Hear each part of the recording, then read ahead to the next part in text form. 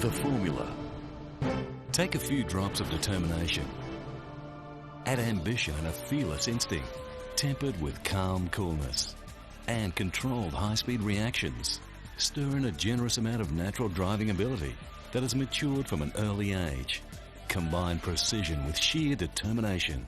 Include a love for sports and speed. Add winning talent and a G-force-defying level of fitness. Allow all this to develop in the field. Then garnish with boyish good looks, generosity and popularity. Finally serve with charm and poise. Then you will have a champion. No less, a 7-time world champion. This is Michael Schumacher, the Red Baron. A champion that is known to fans and colleagues alike as the greatest driver the sport has ever seen. And voted the most popular driver among Formula One fans. The man who became the first German to win the Formula One World Championship. From pedal cars and karts to high-octane Formula One racing, Michael Schumacher became the leader of the pack, acing all in his path. His fans refer to this German Formula One pilot affectionately as Schumi, Shui and Schu. But the red Ferrari pilot has also become known as the Red Baron, in deference to Manfred von Richthofen, the famous German World War I flying ace who also blitzed all in his path. There's a certain kind of ritual that a driver must go through to get into the racing frame of mind. Schumacher has described himself as ready to go the moment he gets into the car. There's no need for him to adjust. He is totally focused and prepared for the hunt of the racetrack. It is little wonder that the German F1 ace is known as the Red Baron. His ice-cool attitude to stress, his dogged determination to take all in his path, and the bright red Ferrari has meant that the term has stuck. Born January 3, 1969, Michael Schumacher grew up in Herth-Hermelheim, a large rural community of Germany near Cologne. This region of Germany has proudly produced 3 famous people. All Formula One drivers. They include Michael, his brother Ralph, and the ill-fated 1960s champion Wolfgang von Trips. When Schumacher was 4, his bricklayer father Rolf modified the young boy's pedal cart by adding a small engine.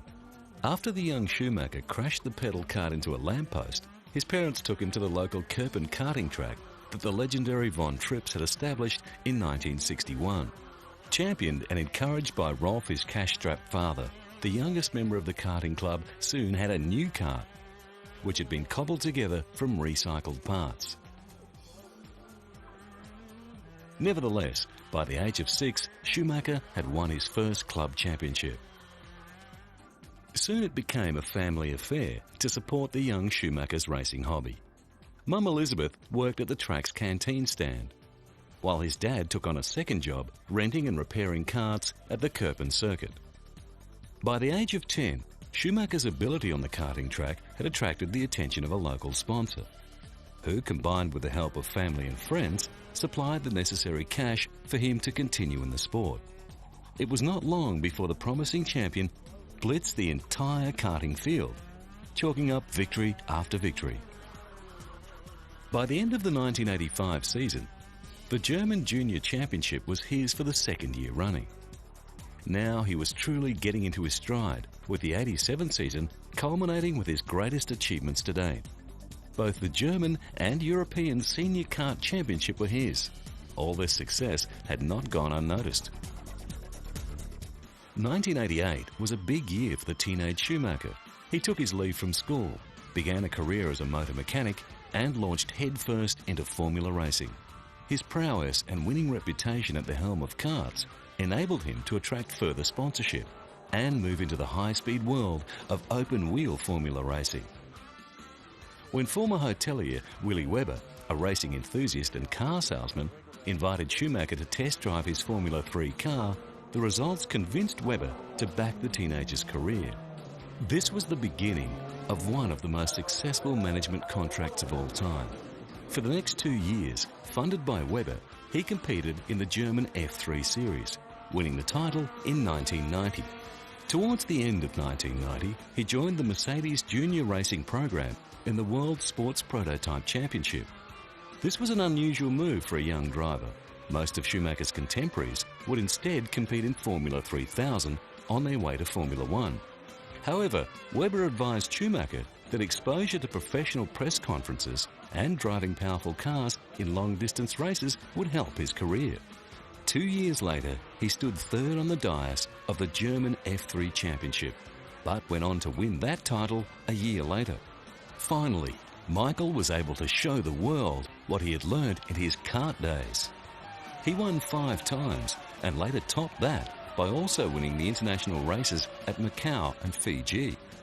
A year later also saw his Formula 3000 debut, where he finished second in the Japanese series. But it was enough to attract the eyes of many in the F1 market. With Webber at the helm of the burgeoning champion's career, Schumacher made his Formula 1 debut with the Jordan team at the 1991 Belgian Grand Prix. Despite retiring on the opening lap of the race with clutch problems, Schumacher had impressed the Jordan team on his first outing in an F1 car. He had qualified for a 7th grid position on a track that he had not driven beforehand. He had only ever ridden a bike around it. This was to be Schumacher's only race for Jordan, with rival team Benetton swiftly signing him up for the very next race. Schumacher finished the 1991 season with 4 points in 6 races. After overcoming contractual issues with Mercedes, Schumacher took his place on the podium for the first time at the 1992 Belgian Grand Prix. The race at Spa, a circuit that was to become his favourite track, showed for the first time his winning ability on a wet racetrack. He went on to finish the season in 3rd place in the drivers' rankings with 8 podium finishes. He continued with the Benetton team and in 1993 saw him win a superb race in Portugal, rounding off the season 4th overall. Michael stunned the Grand Prix world when he was quicker in the Benetton than Senna was in the Williams. The 94 season saw Schumacher leading in the World Championship stakes, despite the setback from a 2-race ban. At the headquarters of the sport's governing body in Paris, Schumacher failed with an appeal against the ban. The punishment was imposed by the FIA after the German driver ignored a black flag at the 94 British Grand Prix. The flag, which orders a car back into the pits, was shown to Schumacher after he broke the rules by overtaking Williams driver Damon Hill on the warm-up lap. Schumacher was also disqualified from the later Belgian Grand Prix for a technical infringement, and the gap between him and Hill on the championship table was reduced to 21 points. Hill stood to close the gap to 1 point if he won the 2 races in the Benetton driver's absence. This was not to be. With his October win at Jerez in Spain, Schumacher had chalked up 10 wins in 50 starts and retained a 5-point lead over Britain's Damon Hill. The youngest driver ever to compete for the World Championship, his confidence was subdued as they went into the Japanese Grand Prix at Suzuka. It would be nice if this will be the race which decides the World Championship, because this means the only driver who can get World Champion is me, because I have a 5-point advantage, and if somebody can come out of Suzuka as a champion, it would be me, as I said. But I think it's going to be very difficult. Suzuka is a circuit which I like personally very much, but as we have seen, we are very tight with Williams and Damon Hill together, and it's going to be very, very difficult for us.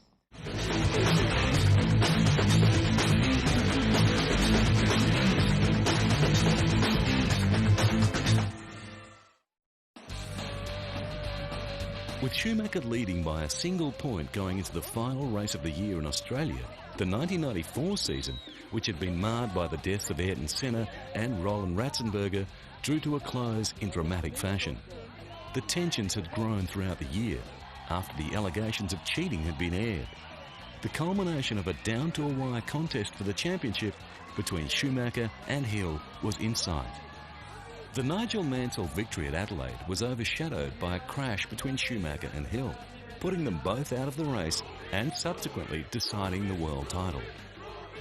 The 1994 Drivers' Championship was determined with Schumacher's 92 points, leaving him the narrow winner after a year of tragedy and drama. For the youngest ever driver and the first German to win the Formula One World Championship, the celebrations were short-lived, as the British tabloids saw that one of theirs had lost and they went on the attack. Amid growing controversy surrounding the circumstances of his win, a subdued crowd met the 25-year-old world champion when his plane touched down in pouring rain at Frankfurt on his return to Germany. Schumacher said there were no hard feelings between himself and Hill, who both had to retire after the crash. Hill had congratulated him, and he did not get the feeling that Hill was bitter. It would have been better to have won the Australian race to win the title, as the crash was not a nice way to end it. Schumacher said he had steering problems throughout the race, but did not look in his mirror because he was concentrating so hard on the steering. By the time he saw Hill, it was too late to stop, but if Hill had waited, he could have overtaken later. Michael Schumacher offered his World Championship triumph to the memory of Ayrton Senna. Schumacher, in typical self-depreciating manner, had shrugged off praise to honour the Brazilian champion. He said, "It hasn't sunk in that I've won yet. I want to dedicate this victory to Ayrton Senna. I always thought he'd win the championship this year. For me, he was the greatest." Not to be put off by an international controversy, Schumacher's hometown of Köppen celebrated in typical German fashion on their hero's return. A smiling Schumacher waved to 20,000 cheering fans. He was presented with a special medal of the town. For his fans, the Paris-based FIA seemed a long way away. I know that there have been some investigation in future situations. The 1995 season was just as successful. Schumacher effectively defended his title with Benetton. He took Benetton to its first Constructors' Championship and became the youngest two-time world champion in Formula One history. Schumacher now had Renault power to match the Williams, and he dominated the season. It was marred, however, by several more collisions between himself and Hill. In an overtaking manoeuvre, Hill took them both out of the British Grand Prix near the start of the race. Having taken 9 GP wins, Michael finished the season to take his second championship. At the track, where he began racing go-karts as a youngster, Schumacher gave a demonstration of high-speed racing in a kart and was just as swift at denying rumours that he was on the verge of signing a deal with Italian team Ferrari for the next season. "For me, it is important that I will have a car and a team that can win the World Championship," he said. "I'm happy at Benetton, and many things will have to be right with a new team if I'm going to change. I have had talks with Ferrari, but there is no result yet." The German said he was talking with several teams. There is no real point to discuss it at the moment. There are 4 teams available I have the possibility to drive in, and I'm going to sort out between the 4 possibilities where I'm going to drive. Obviously, I'm quite happy in Benetton at the moment. Ferrari would be a very nice situation to drive in, as well McLaren, Mercedes, and Williams' team is very successful as well. So there's 4 good opportunities, and I'm going to see and find out where I'm going to drive next. Having won the Formula One Championship, Schumacher said this was because he was in the better team and was hopeful of clinching the Constructors' Championship for Benetton. My target really this year was not just to win the driving championship. I wanted to win the Constructors' Championship, which is not done yet. And I think if this is done, I feel really released. And to put an end to any further speculation on his future, having struck a reported $30 million deal with Ferrari, Schumacher said he was looking forward to the challenge of driving for the Italian team in '96, saying it would give him fresh motivation. Having Villeneuve, Damon Hill in the Williams car, Gerhard Jean Alesi in the Benetton car, myself and Eddie in the Ferrari car, with a certain number of question marks over all the teams, I think it could be quite interesting. When it comes to Michael Schumacher's life away from the racetrack, he is an intensely private man. In August 1995, The F1 ace won again when he secretly wed fiancée Karina Birch. The Schumachers also celebrated in 1997 when their daughter Gina Maria was born, followed 2 years later by their son Mick. Ferrari was a sort of option, but it wasn't very serious initially, because when I think about Ferrari at the time, were my thought, didn't finish many races, didn't win a lot of times, so it was for me not really a big option until, I have to say, I met Jean Todt and our president. When I met these people, the story changed a lot, because with the human aspect I got to know a little bit more about the team, and my choice was a lot more easy. Ferrari, a team that had last won the Drivers' Championship in 1979, was plagued by inferior technology and poor performing crews when compared to front-running teams such as Benetton and Williams. Schumacher's signing with the Italian thoroughbred was what the marque needed. When you be realistic and you see that Ferrari didn't finish 13 times last year, then it would be too optimistic and unrealistic to say we're going to fight for the championship. I would like to fight for a couple of victories, that if I could achieve that, I would be perfectly happy. It has developed something which I would have never expected, because the initial time being in Formula 1 was like you being in somewhere in the sea with not one or two sharks, with thousands of sharks around you, and you don't know which one is the one who's going to bite you first. With being in Ferrari, I learned that most of the sharks were dolphins. They were very, very nice. Described at the time as looking more like a jet fighter than a racing car, Ferrari's new Formula One contender, the F310, was their big hope for the 1996 World Championship Challenge. Combined with a new driving team of Schumacher and Eddie Irvine, times were changing at Camp Maranello. The new car, designed by Briton John Barnard, was unveiled at a press conference in the team's Italian headquarters. A confident Ferrari president, Luca de Montezelmo, made clear his hope that the new team would win at least 3 Grands Prix this season. In front of more than 500 journalists, Schumacher had joined fellow driver, Ireland's Eddie Irvine, Fiat chairman and Ferrari's major shareholder, Gianni Agnelli. Schumacher held firm in his belief that he would win the driver's title for a 3rd time, in this, his first season with his new team. The former Benetton driver said, "I'm not downplaying my chances. However, I have to be realistic. We are starting something new here, and I have a very high motivation. In fact, I spent 4.5 years at Benetton, and I felt quite empty. We'd achieved everything together, and I needed a new motivation here," added Schumacher. I had the chance even to earn more money in another team. The money is one part. I want to be paid what I feel I should be paid for the job I'm doing compared to other racing drivers. In 1996, Schumacher finished 3rd in the Drivers' Championship, despite the team having reliability trouble, causing Schumacher not to finish 6 of the 16 races. True to his prediction, he won 3 races, more than the team's total tally for the period from 1991 to 1995. The first of these came at the Spanish Grand Prix, where he lapped the entire field up to 3rd place in the wet, using an uncharacteristically flamboyant oversteering style. The legendary Stirling Moss was to add later about Schumacher's driving in the 1996 Spanish Grand Prix. It was not a race, it was a demonstration of brilliance. And by the end of '97, Michael's bid for the World Drivers' Championship was thwarted when he had ended the season in controversy. Michael Schumacher and Jacques Villeneuve had fought for the title all year. Villeneuve, driving the superior Williams FW19, led the championship in the early part of the season.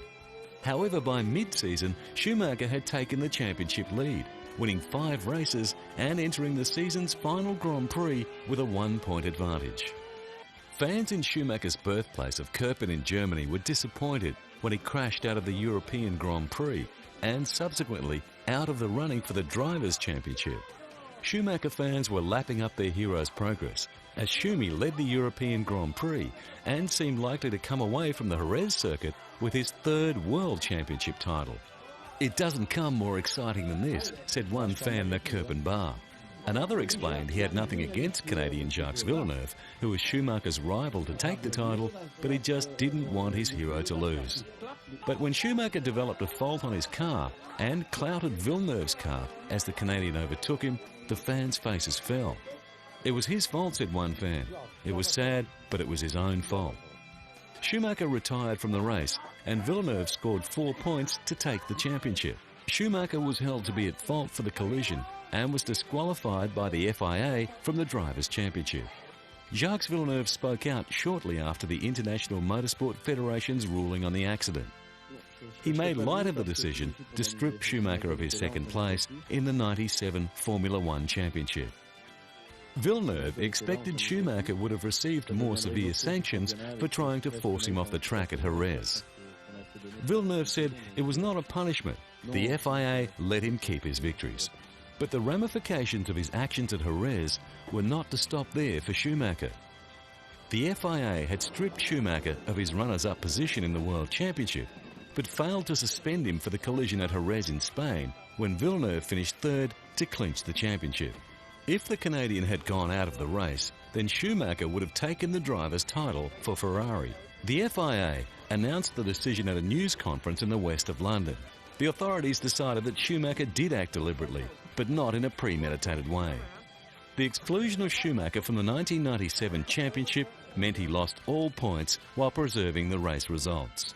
With an uncharacteristically stressed appearance, Schumacher said after the hearing that he was very sorry for Ferrari fans and for Formula One in general for what he had done. It's something I obviously accept due to the mistake and action has happened on the circuit in Jerez, and I think it's for me personally it's quite a tough decision if you see losing my second position, because with Ferrari to have a second position in my record, it means something. But on the other side, I have to admit that I have done a mistake and I have done what I did, and I have to accept, and I do accept, the penalty. The 1998 season saw Ferrari's performance improving throughout the year, with times particularly faster in the second half. Michael regained some ground after the ignominy of '97 with 6 wins and 5 other podium places. In '99, Schumacher's skill helped Ferrari win the Constructors' title, but he lost his chance to win the Drivers' Championship at the British Grand Prix, the 8th meeting of the year, when disaster struck. Schumacher was flown to hospital with a broken right leg after suffering the biggest crash of his Formula One career at the Silverstone race. He had careered into a triple tyre wall at about 200 kilometres per hour after the race had already been red flagged to stop because driver Jacques Villeneuve had been left standing on the grid. He suffered a double clean break of the lower right leg and bruising to his chest. Chief Executive of the hospital, David Wilson, had the facts. Michael Schumacher was admitted to Northampton General Hospital this afternoon. He was assessed by the surgical team and found to have sustained a straightforward fracture of the right tibia and fibula. Schumacher was second in the championship running at the time, behind Finnish world champion Mika Hakkinen, who had to retire at Silverstone with car trouble. Ferrari director Jan Todt added that Ferrari has still to investigate the cause of the accident and admitted the car might have had rear brake failure. We don't know precisely yet what had happened. Probably he had a brake problem, but we have to investigate, and of course as soon as we will have further information we will be able to let you know. Todd made the point that if it was not for the improved safety after the fatal crash with Brazilian Ayrton Senna at Imola in 1994, the consequences could have been much more serious. Schumacher has had a few big crashes in his career, the previous most serious being at Suzuka in free practice in 1993, the season before he won the title. In that incident, the German's car flew off the track at high speed, but he escaped serious injury. Back at the Northampton General Hospital, arrangements were made for an ambulance plane to take the injured driver to the Geneva airport. At the time, Schumacher had a home in the town of Vuffens-le-Château, Switzerland, and it was there that he was expected to start his recovery treatment at a local Swiss clinic. Motorsport's governing body, the FIA, announced that further safety measures may be implemented in Formula One as a result of Michael Schumacher's dramatic crash at the British Grand Prix. The FIA also revealed that the German Ferrari driver hit the triple tyre barrier at Silverstone at 107 kilometres per hour, much slower than previous estimates suggested. It defended the gravel traps at the British circuit after leading drivers had criticised their effectiveness in slowing the Ferrari. The FIA said the accident data recorder in Schumacher's car revealed that the former world champion first braked at 306 kilometres per hour. At 240 kilometres per hour, the front wheels locked. By the time he had left the tarmac, the deceleration had fallen to 1.3 G, equal to 35.3 kilometres per second. The average deceleration in the gravel trap was 1.1 G. The speed of impact at the tyre barrier was 107 kilometres per hour. The FIA said a great deal of information had been obtained about the events after the impact with the triple tyre wall, and this would be carefully analysed. FIA President Max Mosley said that despite huge leaps in car safety, since Brazilian Ayrton Senna died at the 1994 San Marino Grand Prix at Imola, Schumacher's head still hit the steering wheel of his car in the impact.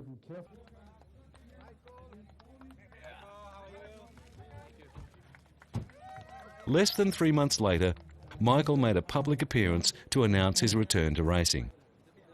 Schumacher told a news conference that he would be racing for the Ferrari team, and not simply to support his teammate Eddie Irvine's World Championship bid.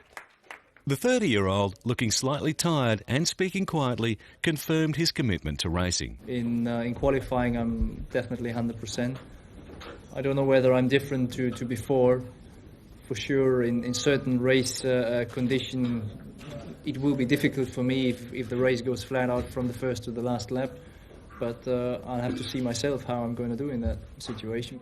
Schumacher admitted his fitness was below its normal high level, but said he felt capable of winning the Malaysian race, even though he had not yet done a full simulated race distance in testing since his crash earlier in the year. As I said before, I mean, obviously my fitness is not as it used to be before. On the other side, it's not that poor either. And hot weather, tough race for sure can affect on one side, and various weather circumstances, you're never able to predict them in a 100% certain way. So if there's going to be rain, dry, and or a thunderstorm, you never know what will be the right decision. So it can affect everywhere. The year ended with Schumacher receiving a hero's welcome as he attended a traditional end-of-season Ferrari Open Day at Vallelunga racetrack. Ferrari tifosi, or fans, were on hand in the thousands to support their favourite team, which had won the Constructors' Prize in Formula One. Schumacher was obviously relishing the adoration of the team's faithful fans that turned up in chilly weather and chanted his name repeatedly. Although thwarted in the 99 Drivers' title, this was Ferrari's way of saying that they will be back next year with a vengeance.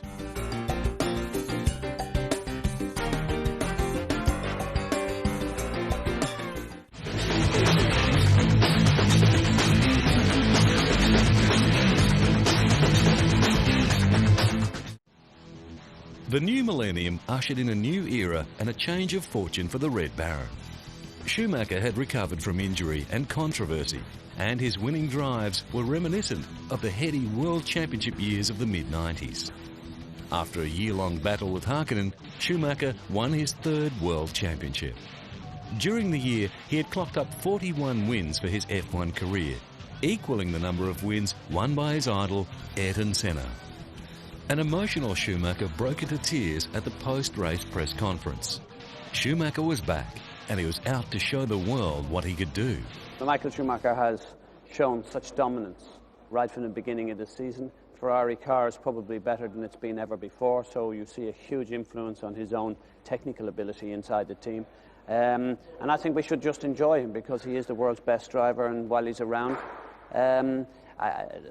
I think for sure he will be the champion. In a season that saw only 4 other drivers win races, 2001 continued the run for the record-breaking Schumacher, with the first ever 1-2 finish by brothers in Formula One after the Canadian Grand Prix, where Schumacher finished second to his brother Ralph.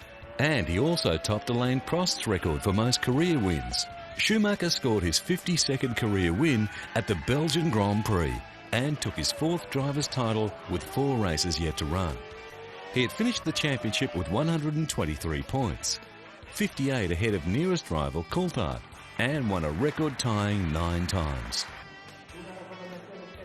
2002 continued to be a year of domination for Ferrari and champion pilot Schumacher, despite suffering the embarrassment of a $1 million fine from the FIA after the Austrian Grand Prix, when teammate Rubens Barrichello had slowed under team orders and allowed Schumacher to win the race. Jeered and booed by fans on the podium, Schumacher stood back to let Barrichello take the winner's cup. The Tifosi were back on Schumacher's side when he took the French Grand Prix and equalled the record of the 1950s champion Fangio. The Argentinian Juan Fangio was considered the best driver of all time, taking the driver's title 5 times between 1951 and 1957.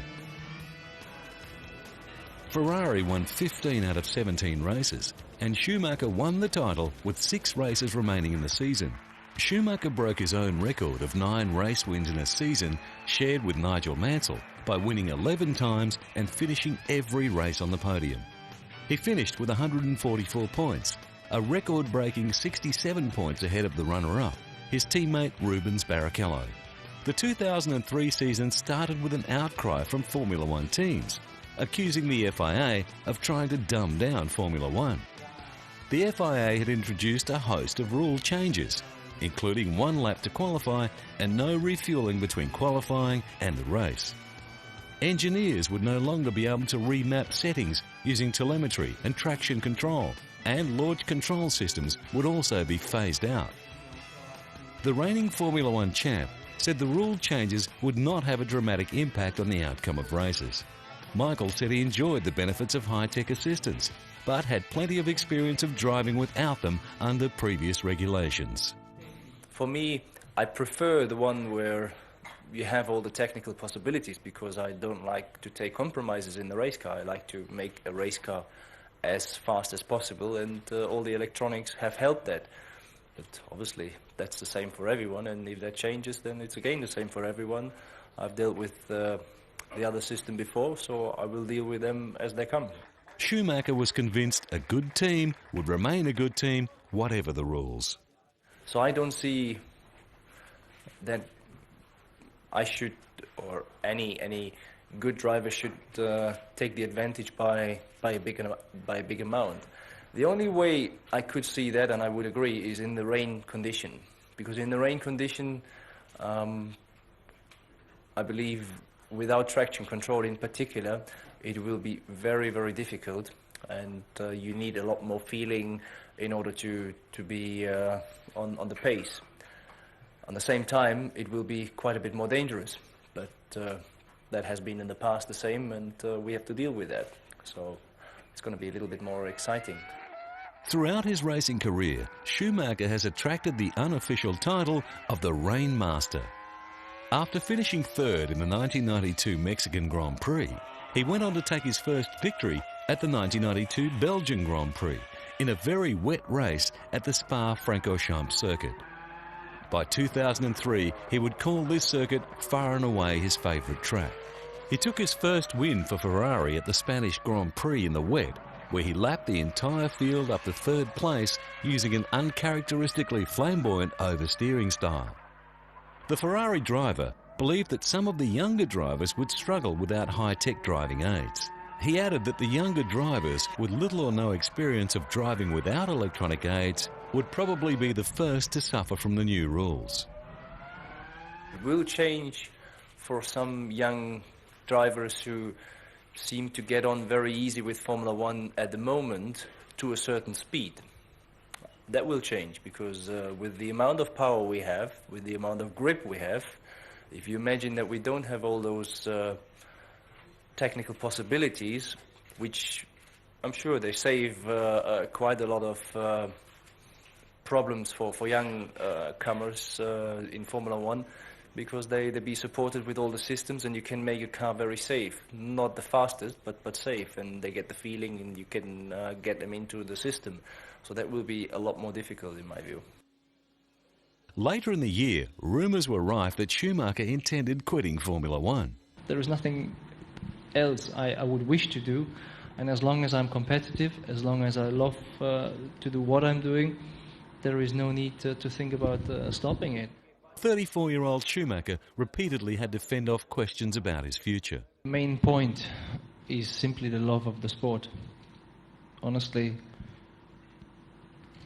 what could be better than to do what you love to do it in a team where you be friends with everybody, and just things go smoothly. At the time, Schumacher needed just 1 point to overtake Juan Miguel Fangio's record and claim an unprecedented 6th world title.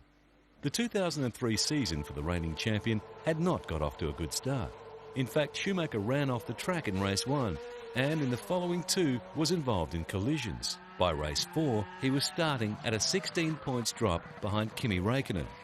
Pulling himself back from the abyss, Schumacher won at San Marino Grand Prix and the next 2 races, and closed within 2 points of Räikkönen.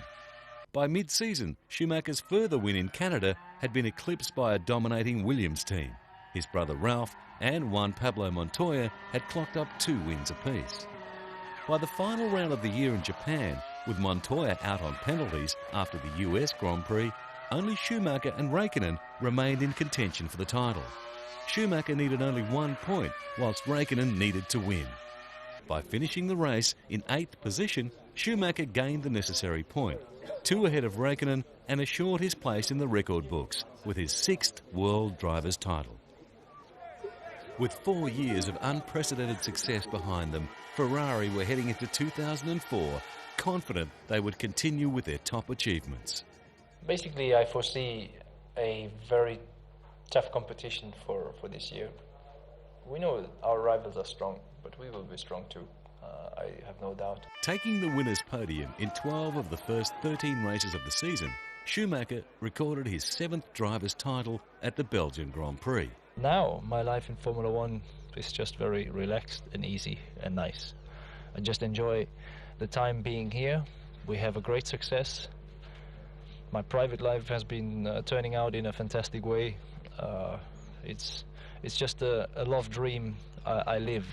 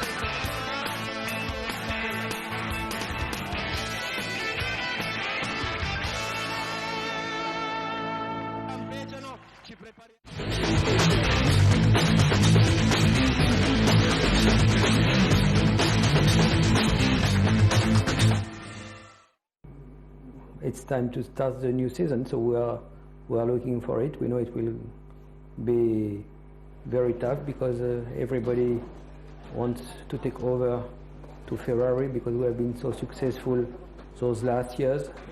But we're still very, very focused, very motivated, and hopefully we're able to bring some more success to Ferrari.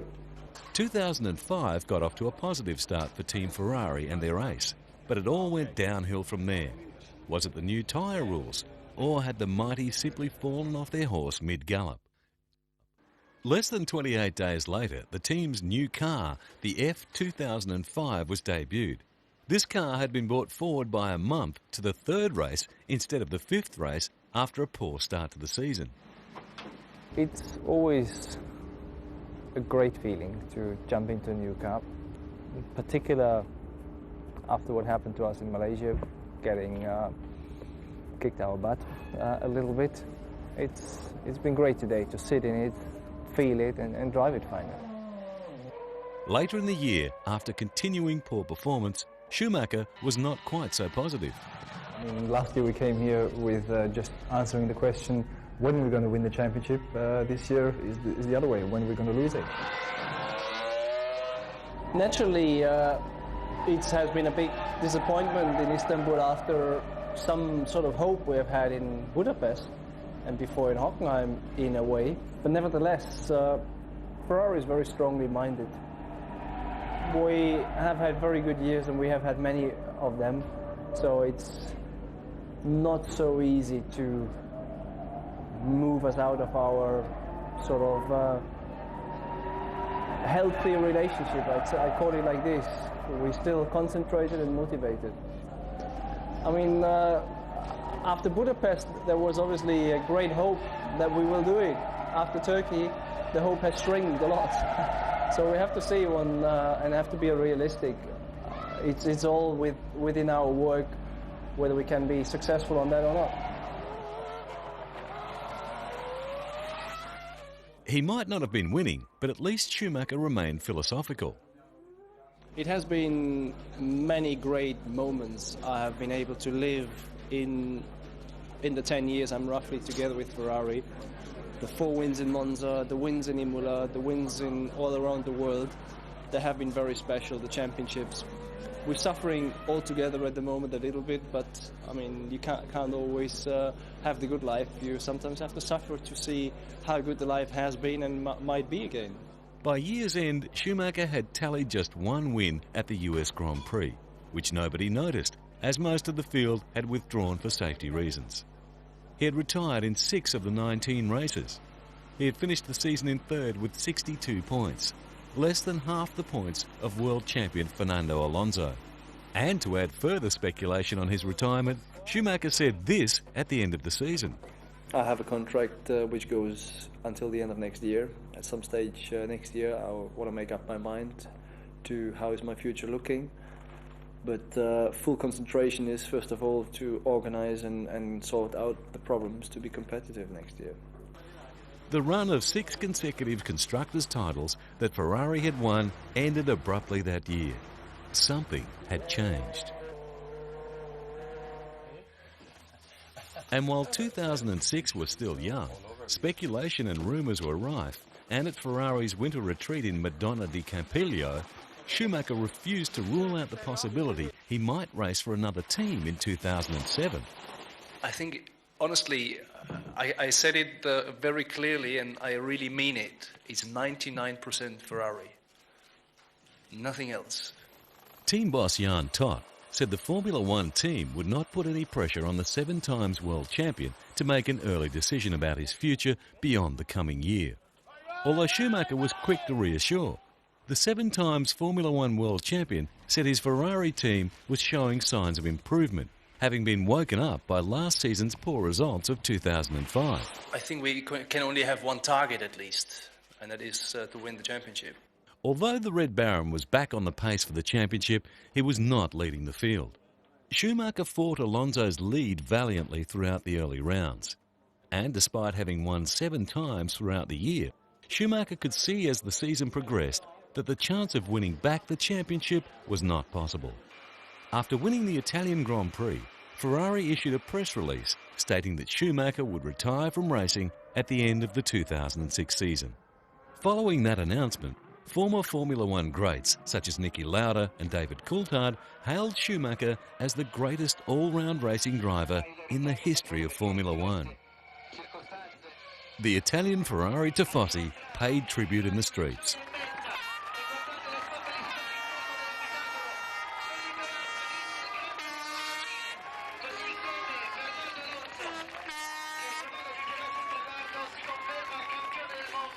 And back home, the German fans were distraught. For most of them, an era had come to an end. Men, women and children were seen crying. Holger Hofmeier, a 35-year-old professional soldier, said Michael is really a likeable guy. He's a warm-hearted person, honest and open and the world's best race driver. Germans like that. I liked it. My children liked it. My entire family. There is only one true race driver, Michael Schumacher.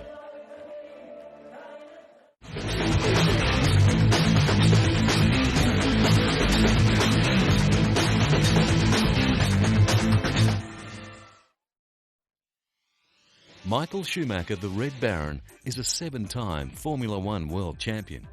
He is quite simply the greatest driver the sport has ever seen, earning $650 million in salary and endorsement deals, putting him on par with superstar athletes David Beckham and Tiger Woods. By 2005, the German was the world's first billionaire athlete. It was in Germany that he won real hearts and endorsements. A German investment firm once paid him $8 million over 3 years to wear their badges on his post-race cap. In recent years, he has donated at least $50 million to third world causes, including $10 million for aid after the 2004 Indian Ocean earthquake. His donation surpassed that of any other sportsperson, most sports leagues, many worldwide corporations, and even some countries. His manager told the media his goal is to turn the retiring champion into an advertising emperor, as he keeps his existing personal sponsors and works on new super deals. His total fortune now reportedly surpasses $800 million. For a man who thrived on speed, Schumacher did and still does avoid the Formula One party circuit, shunning the celebrity spotlight. A family man, he now lives with his wife and children in Switzerland, in a castle he built for $50 million. So the lanky kid from regional Germany, who became a dedicated kart racer before he completed high school, has shown that whatever he desires to do, he does with such expertise and acclaim that the world has watched in awe. His exceptional ability to pilot a Formula One car ahead of the field pulled the lagging Italian thoroughbred race team Ferrari back from the doldrums. Amassing a record 7 world championships, no other driver has come close to him.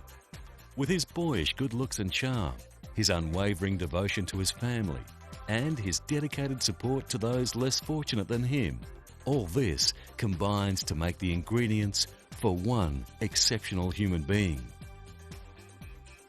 For this is Michael Schumacher, the Red Baron.